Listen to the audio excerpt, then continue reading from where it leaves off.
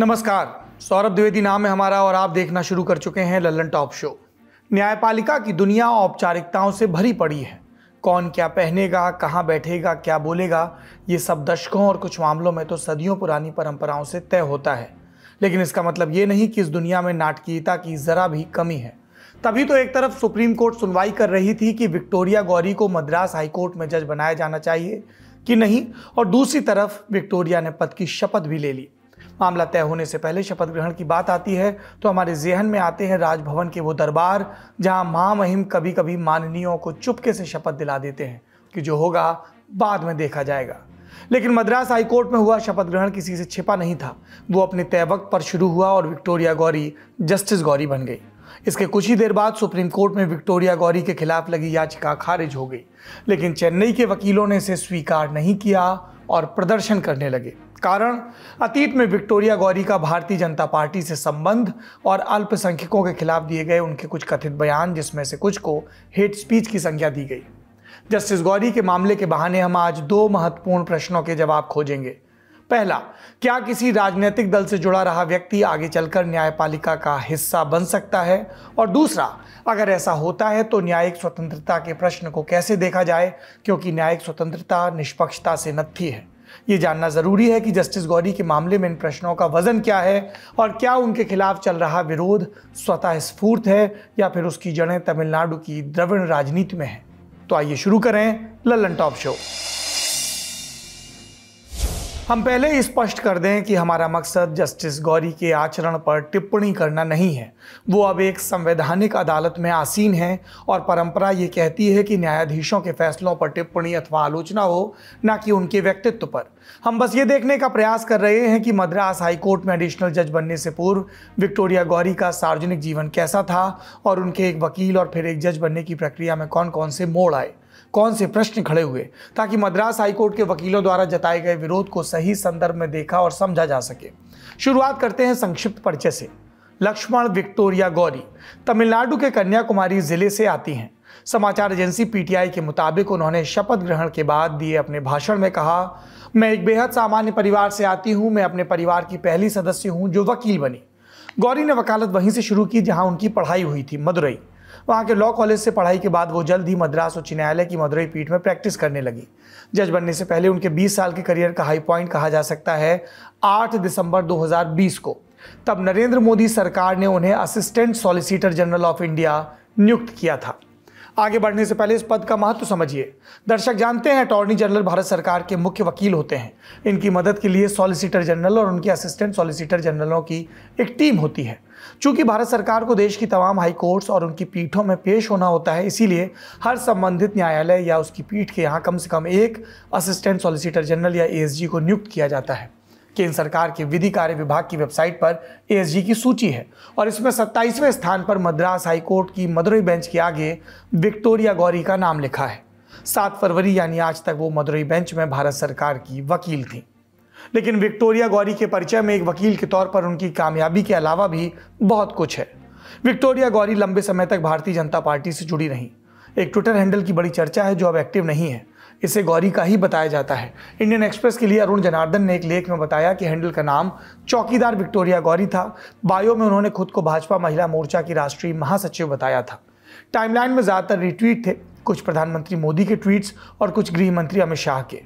अरुण जनार्दन के लेख में ही मदुरई बार के एक वकील के हवाले से लिखा गया कि छात्र जीवन से ही विक्टोरिया गौरी का झुकाव राष्ट्रीय स्वयंसेवक संघ की ओर था और ये बात किसी से छिपी नहीं थी। केंद्र में नरेंद्र मोदी सरकार है तो ये बात किसी को असहज कर सकती है कि पूर्व में भाजपा समर्थक रहा कोई व्यक्ति संवैधानिक अदालत में जज बन जाए।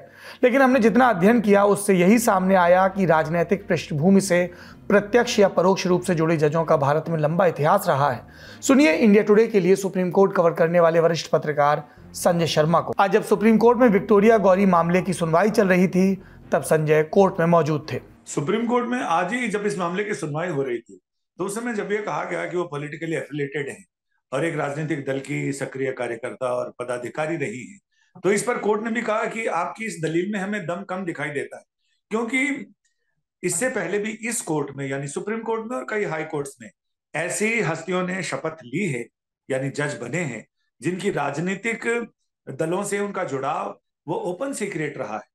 इसमें justice Rama Joy's supreme court के जज रहे हैं, या फिर जस्टिस राजेंद्र सच्चर जो दिल्ली हाई कोर्ट के जज रहे, और इसके अलावा कई श्रृंखला गिनाई गई जिसमें कहा गया कि वो राजनीतिक दलों के सदस्य भी रहे, कार्यकर्ता भी रहे या पदाधिकारी रहे, लेकिन उन्होंने फिर जजशिप में उन्होंने ऐसे ऐसे काम किए हैं जो आज तक याद किए जाते हैं, मील के पत्थर रहे। तो किसी राजनीतिक दल का सदस्य होना अलग चीज है, और संवैधानिक पद पर बैठकर अपने दायित्वों का निर्वाह करना वो बिल्कुल अलग चीज है। अरुण जनार्दन, जिनके लेख का कुछ देर पहले मैंने जिक्र किया, वो एक बात और बताते हैं कि तमिलनाडु से और भी इस तरह के उदाहरण हैं। पहला है जस्टिस एस रतनवेल पांडियन का। ये तिरुनेवेली जिले में डीएमके के जिला सचिव थे, लेकिन सुप्रीम कोर्ट में जज बने। इसी तरह जस्टिस वीएम वेलुमणि का उदाहरण भी है। ये एआईएडीएमके की सदस्य थी। जब विरोध हुआ तब एआईएडीएमके की उस समय की मुखिया जयललिता ने स्पष्ट किया कि वेलुमणि ने पार्टी छोड़ दी है, और इसके बाद वो जज बनी है। तो राजनीतिक रुझान प्रायः जज बनने के आड़े नहीं आता। हमने प्रायः इसलिए जोड़ा क्योंकि इसके लिए कोई लिखित नियम नहीं है। निष्पक्षता को लेकर एक आग्रह है जिसका मान रखा जाता है। तब विक्टोरिया गौरी का इतना मुखर विरोध क्यों हो रहा है? इसके पीछे है राजनीतिक रुझानों के चलते दिए गए उनके कुछ बयान। गौर करिए। जहां तक भारत की बात है, मैं कहना चाहूंगी कि ईसाई समूह इस्लामिक समूहों से ज्यादा खतरनाक है। धर्मांतरण और खासकर लव जिहाद के संदर्भ में मुस्लिम और ईसाई समूह दोनों समान रूप से खतरनाक हैं। या फिर ये बयान, मुझे एक हिंदू लड़की के मुस्लिम लड़के से शादी करने में कोई आपत्ति नहीं जब तक कि वो एक दूसरे से प्यार ना कर रहे हों और प्यार से जीवन जी रहे हों, लेकिन अगर मेरी लड़की खो जाए और फिर एक सीरियाई आतंकवादी कैंप में मिले तो मुझे आपत्ति होगी। मैं इसे लव जिहाद के रूप में परिभाषित करती हूँ। एक ये बयान भी है जिसकी चर्चा हो रही है कि ये रोमन कैथोलिक संप्रदाय का सबसे गलत काम है। इस संप्रदाय ने कला, संस्कृति और साहित्य के नियंत्रण के लिए एक ग्रुप बनाया। द्रविड़ साहित्य के नाम पर वामपंथी विचारधारा को लाया गया और बाद में उसने धर्मांतरण को फलने फूलने की जगह दी। आर्टिकल 14 वेबसाइट में छपी सौरभ दास की रिपोर्ट में भी विक्टोरिया गौरी के ऐसे कई बयानों का जिक्र है। रिपोर्ट के मुताबिक एक वक्त तो गौरी ने इस्लाम की तुलना ग्रीन टेरर और ईसाई धर्म की तुलना व्हाइट टेरर से कर दी थी। गौरी ने 1 अक्टूबर 2021 को ऑर्गेनाइजर के लिए एक लेख लिखा।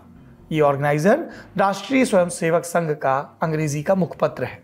इस राइटअप का शीर्षक है aggressive baptising destroying social harmony. लेख में कन्याकुमारी में चल रहे कथित डेमोग्राफिक चेंज के बारे में चिंताएं जताई गई थी और क्रिश्चियन मिशनरीज को दोष दिया गया था। गौरी के परिचय में लिखा था, the author is a national secretary of BJP महिला मोर्चा एंड द प्रभारी ऑफ बीजेपी महिला मोर्चा केरला। यानी लेखक भाजपा महिला मोर्चा की महासचिव और केरला की प्रभारी है। इन बयानों में विक्टोरिया गौरी के राज्य तमिलनाडु से में किस तरह की प्रतिक्रिया हुई, इन बयानों को देखकर ये जानने के लिए हमने बात की रूस्टर न्यूज के संपादक राहुल वी से। देखिए, गौरी जी के कुछ एक और चीजें हैं। जैसे 2010 में मैं पहले भी बता चुका हूँ, केरला की महिला मोर्चा की वो सदस्य रही। ठीक है, उसके बाद 8 अक्टूबर की एक बात है जो मैंने ये सब इनके बारे में जब हम पढ़ने की कोशिश कर रहे थे तब हमें मिला। तो 2014 में इन्होंने जब प्रभार संभाला इलेक्शन का, तब इन्होंने काफी जगहों पे हेट स्पीचेस दी हैं। इसके अलावा अगर आप देखें पूरे तमिलनाडु में इनको काफी एक मुखर चेहरा देखा गया है। जब जब ये बोलती हैं तब तब इन्होंने मुसलमानों के खिलाफ और खासतौर पर क्रिश्चियंस के खिलाफ इतनी दफा इन्होंने बोला है कि जैसे ही इनका नाम सामने आता है कि इनको, मेरे ख्याल से जनवरी के महीने में इनका नाम जब आगे रखा गया, तभी से वहाँ के जो लॉयर्स हैं उन्होंने इसको अपोज किया।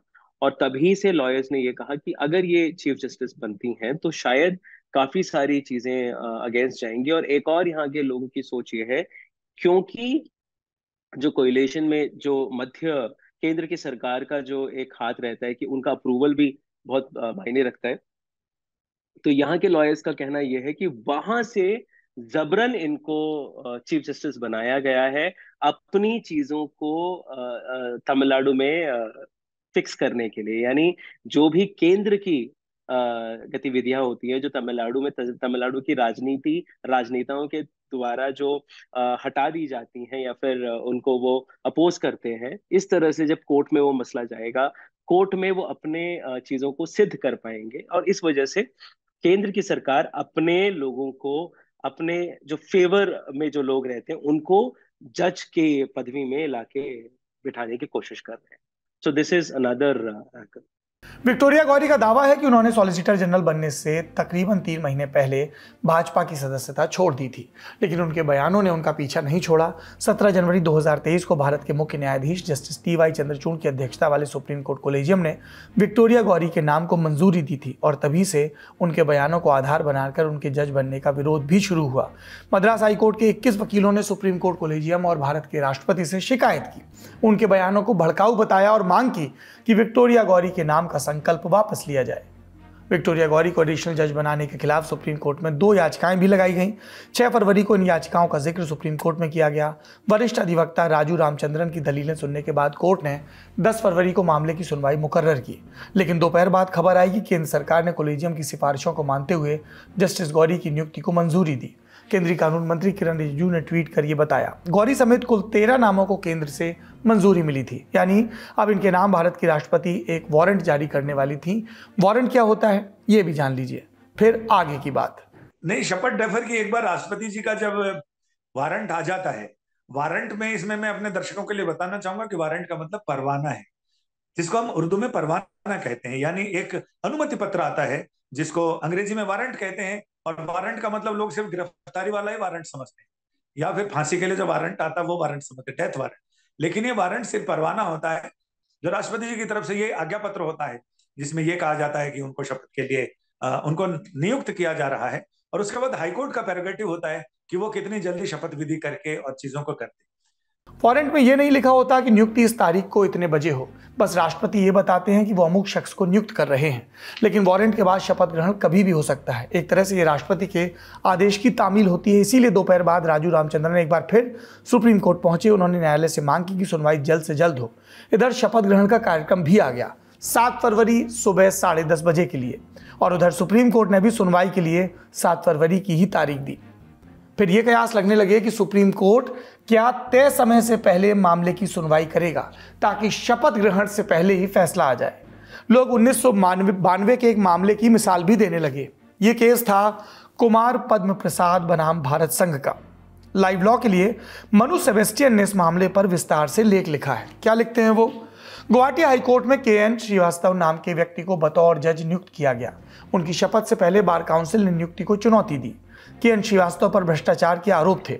उन्होंने कभी वकालत की प्रैक्टिस नहीं की थी और ना ही कभी जुडिशियल ऑफिसर की पोस्ट पर रहे थे। बार ने यह भी कहा कि के.एन. श्रीवास्तव संविधान के अनुच्छेद 217 के तहत हाईकोर्ट का जज बनने की निर्धारित योग्यता को पूरा नहीं करते। दरअसल जज बनने के लिए हाईकोर्ट में 10 साल वकालत का अनुभव चाहिए होता है, जबकि के.एन. श्रीवास्तव मिजोरम के लॉ एंड जुडिशियल डिपार्टमेंट में सचिव स्तर के अधिकारी थे और उस क्षमता में कुछ न्यायाधिकरणों और आयोगों के सदस्य भी रहे। उनकी नियुक्ति को चुनौती देते हुए एक रिट याचिका दायर की गई और फिर गुवाहाटी हाईकोर्ट ने एक अंतरिम आदेश जारी किया जिसमें निर्देश दिया कि श्रीवास्तव के लिए राष्ट्रपति के नियुक्ति वारंट को प्रभावी नहीं किया जाना चाहिए। हाईकोर्ट ने आगे केंद्र सरकार को उनकी नियुक्ति पर पुनर्विचार का निर्देश दिया और उसके बाद मामला सुप्रीम कोर्ट पहुंचा। सुप्रीम कोर्ट के तत्कालीन जस्टिस कुलदीप सिंह, पी.वी. सावंत और एन.एम. कासलीवाल की 3 न्यायाधीशों की पीठ ने पाया कि श्रीवास्तव कार्यपालिका के नियंत्रण में एक पद पर थे और इसलिए ये एक न्यायिक कार्यालय नहीं था। कोर्ट ने कहा था, स्वतंत्रता के बाद ये पहली बार है कि इस न्यायपालिका को ऐसी स्थिति का सामना करना पड़ा है जहां उसे एक ऐसे व्यक्ति की पात्रता निर्धारित करने का दर्दनाक कर्तव्य निभाना है जिसे भारत के राष्ट्रपति द्वारा उच्च न्यायालय का न्यायाधीश नियुक्त किया गया है और जो अपने कार्यालय में प्रवेश करने की प्रतीक्षा कर रहा है। हमने आधिकारिक रिकॉर्ड को देखा और पार्टियों के विद्वान वकील को इसकी जांच करने की अनुमति दी। हम समझ नहीं पा रहे कि भारत के संविधान के अनुच्छेद 217(1) के तहत परामर्श की प्रक्रिया के दौरान श्रीवास्तव का बायोडेटा अधिकारियों की जांच से कैसे बच गया। आदेश देते हुए कोर्ट ने तब कहा था, हम कुमार पद्म प्रसाद की स्थानांतरित रिट याचिका की अनुमति देते हैं और घोषणा करते हैं कि के.एन. श्रीवास्तव भारत के राष्ट्रपति द्वारा वारंट जारी करने की तारीख पर उच्च न्यायालय के न्यायाधीश के रूप में नियुक्त होने के योग्य नहीं थे। हम गुवाहाटी उच्च न्यायालय के न्यायाधीश के रूप में उनकी नियुक्ति को रद्द करते हैं। विक्टोरिया गौरी के केस पर अब आते हैं। इसमें भी सीनियर वकील राजू रामचंद्रन ने इसी केस का, श्रीवास्तव केस का हवाला दिया था, पर इस बार मामला थोड़ा पेचीदा है। के.एन. श्रीवास्तव की नियुक्ति प्री कोलेजियम इरा यानी जजों की नियुक्ति में कोलेजियम की व्यवस्था आने से पहले की थी। इस बार नियुक्ति खुद सुप्रीम कोर्ट के जजों वाली कोलेजियम के रास्ते हुई। सुप्रीम कोर्ट में सुनवाई की टाइमिंग को लेकर भी कयास लगे और ऊहापोह की स्थिति रही। और ये क्या ऊहापोह था ये भी जान लीजिए। याचिकाकर्ताओं ने सुप्रीम कोर्ट में सुनवाई कर रही पीठ से साफ कहा कि हमने 6 दिन पहले इस मामले में रिप्रेजेंटेशन दिया था और ये बताया था कि इनके खिलाफ लक्ष्मण चंद्र विक्टोरिया गौरी के खिलाफ कई सारी शिकायतें हैं, जिस पर हमने 6 दिन पहले आगाह कर दिया था। उसके 2 दिन पहले उन्होंने याचिका दायर की और कोर्ट से गुजारिश की कि इस पर सुनवाई की जाए। कोर्ट ने मामला आगे टाल दिया था। तो आज सुबह से सुप्रीम कोर्ट, हाई कोर्ट और सभी लोगों के मन में, और खासकर जस्टिस गौरी के मन में भी उस समय उहाप हो रही होगी कि शपथ ले पाएंगे नहीं ले पाएंगे, क्या होगा नहीं होगा। तो सुबह ये अब सुप्रीम कोर्ट के सेक्रेटरी जनरल जिनसे हमने बात की, उन्होंने कहा कि उनके पास कोई खबर नहीं है, ये खबर कहां से उड़ी उन्हें पता नहीं कि 9:15 बजे चीफ जस्टिस इस मामले में सुनवाई करेंगे। क्योंकि हमने जब जानकार लोगों से बात की तो उनका यह कहना था कि कॉलेजियम में जो लोग शामिल रहे हैं, नैतिकता, कोर्ट नैतिकता को बहुत मानता है। तो इसमें जो लोग कॉलेजियम में शामिल रहे हैं, जिन्होंने ये निर्णय लिया है कि इन इन जजों को नियुक्त किया जाए, तो शायद वो बेंच, वो जज जिस बेंच में है वो बेंच सुनवाई नहीं करेगी। तो चीफ जस्टिस और उनके बाद के वरिष्ठतम 2 जज उस कॉलेजियम में होते हैं जो हाई कोर्ट के जजों की नियुक्ति या तबादले का फैसला करते हैं। तो इसमें यह तय था कि चीफ जस्टिस और जस्टिस संजय किशन कौल और जस्टिस के एम जोसेफ, जो 1 नंबर, 2 नंबर, 3 नंबर कोर्ट को हेड करते हैं, तो ये 3 नहीं होंगे। लेकिन फिर कंफ्यूजन आया। जो वकील याचिका करता थे उन्होंने ही अपने लोगों को बताया, हम लोगों को भी उन्होंने बताया कि 1 नंबर कोर्ट में 9:15 बजे सुनवाई होगी, चीफ जस्टिस सुनेंगे। हमने उनसे भी पूछा कि जब वो कॉलेजियम में थे तो वो कैसे सुनेंगे अपने फैसले के खिलाफ। तो उन्होंने कहा कि नहीं नहीं, हमारे पास मैसेज है। सेक्रेटरी जनरल ने कहा कि ऐसा कोई मैसेज नहीं है। फिर सेक्रेटरी जनरल का 9:52 पे मैसेज आया। सेक्रेटरी जनरल का मैसेज आया 10:52 पर। उन्होंने कहा कि 10:30 बजे इस मामले में जस्टिस संजीव खन्ना और जस्टिस बी आर गवई की पीठ सुनवाई करेगी। और अचानक 10:25 पर पीठ बैठ गई और उन्होंने कहा कि इस मामले की गंभीरता को देखते हुए हम 5 मिनट पहले आ गए। सुनवाई शुरू हुई साहब, और सुनवाई शुरू हुई तो फिर याचिकाकर्ताओं की तरफ से ये कहा गया कि ये इतना गंभीर मामला है और कोर्ट 5 मिनट पहले बैठा है। क्या कोर्ट को ये यकीन है कि इतने गंभीर मामले पर 5 मिनट में वो कोई फैसला दे सकता है? 10:35 पर वहां शपथ विधि शुरू होने वाली है, और जब तक ये सारी बहस चलती रही तब तक शपथ विधि हो भी गई थी।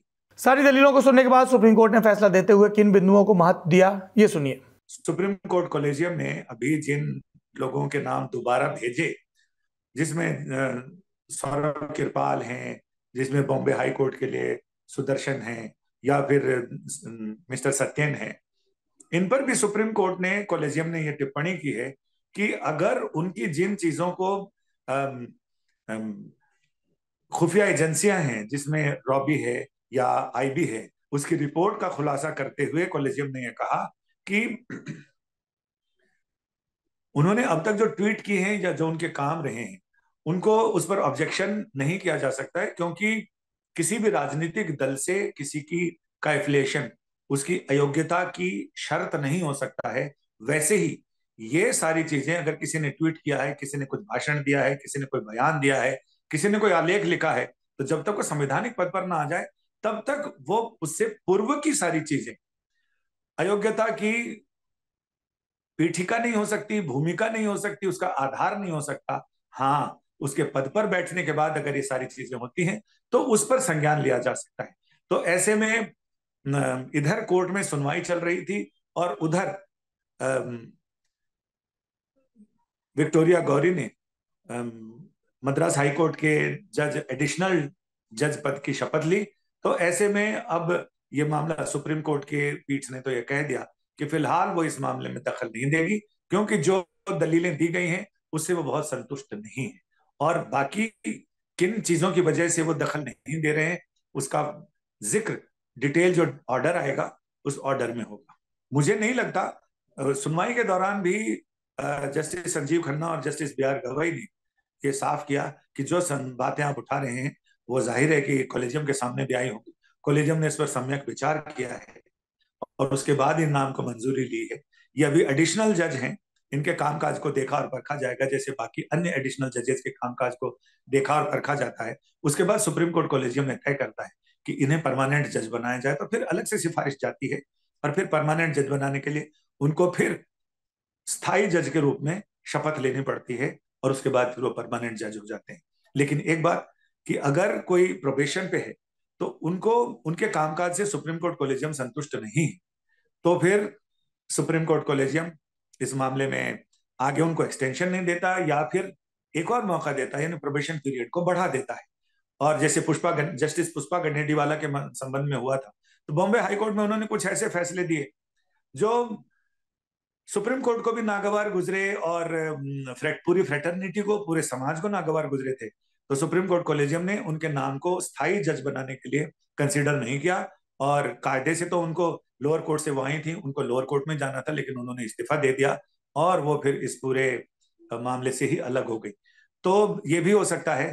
तो ये अब देखने वाली बात होगी कि उनके जज के रूप में उनके कार्यकलाप कैसे होते हैं, क्या उनसे सुप्रीम कोर्ट कॉलेजियम सारे लोग संतुष्ट रहते हैं।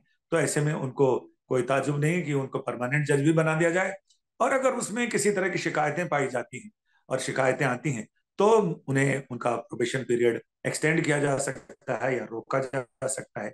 बहुत सारे विकल्प होते हैं। इसी बीच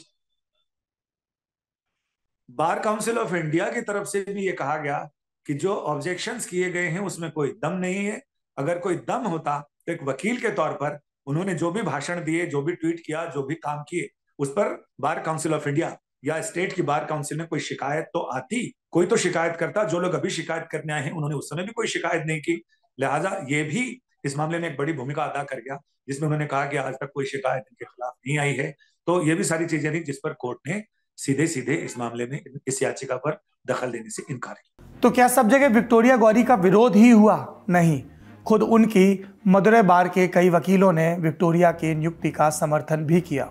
विशेषज्ञों ने हमें यह बताया कि जस्टिस गौरी अभी एडिशनल जज बनी है और स्थायी जज बनने तक उनके काम की समीक्षा मद्रास उच्च न्यायालय और सुप्रीम कोर्ट में होती रहेगी। अगर दोनों न्यायालय संतुष्ट नहीं होते तो वो स्थायी जज नहीं भी बन सकती हैं, लेकिन अभी से यह बताना मुश्किल है, क्योंकि जस्टिस BR कृष्ण अय्यर का उदाहरण भी हमारे सामने है। अपने ज़माने के मशहूर कम्युनिस्ट, लेकिन जज बनने के बाद एक मशहूर न्यायविद, न्यायाधीश। जस्टिस गौरी फिलहाल स्थापित प्रक्रिया के मुताबिक जज बनी है। इस बात पर सवाल उठाए जा सकते हैं कि जो सरकार और कॉलेजियम कुछ नामों पर बरसों बरस ले लेते हैं, वहाँ जस्टिस गौरी के नाम पर इतनी तेज़ी से अमल कैसे हुआ। लेकिन ये कयासों की दुनिया में दाखिल होने जैसा है, क्योंकि जहाँ तक प्रक्रिया का सवाल है उसका पालन पूरी तरह से हुआ है। अब हमें जस्टिस गौरी का मूल्यांकन उनके फैसलों से करना होगा। आपकी बारी है।